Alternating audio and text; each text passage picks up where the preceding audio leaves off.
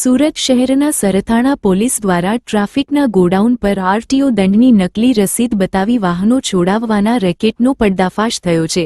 આ મામલે પોલીસે એક રિક્ષા ચાલકની ધરપકડ કરી છે, જ્યારે મુખ્ય આરોપી સુનિલ પંડિત હજુ ફરાર છે। શહેરમાં ટ્રાફિક પોલીસે જ્યારે એક રિક્ષા ડિટેઇન કરી હતી ત્યારે રજિસ્ટરમાં ચાલકનું નામ અને મોબાઈલ નંબર નોંધવામાં આવ્યો હતો, જ્યારે નકલી રસીદનો મામલો સામે આવ્યો હતો।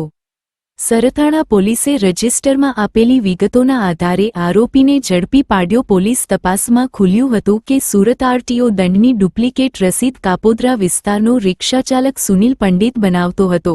આરોપ છે કે સુનિલ પંડિત વાહનચાલકો પાસેથી 6,000 10,000 રૂપિયા લેતો હતો અને નકલી દંડ ભરેલી રસીદ આપી તેમને ડિટેઇન થયેલું વાહન છોડાવી આપતો હતો।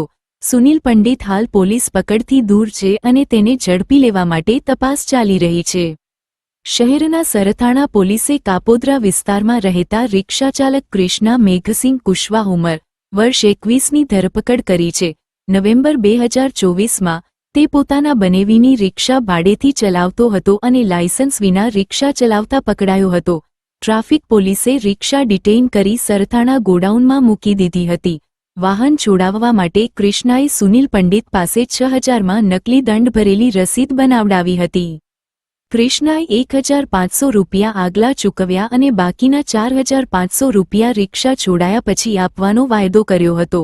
આરોપી કૃષ્ણા કુશવાહ જ્યારે ગોડાઉન પર ગયો ત્યારે સુનિલ પંડિતે તેને આરટીઓની નકલી રસીદ આપી હતી। કૃષ્ણાએ આ રસીદ ટ્રાફિક પોલીસને બતાવી વાહન છોડાવવાનો પ્રયાસ કર્યો હતો।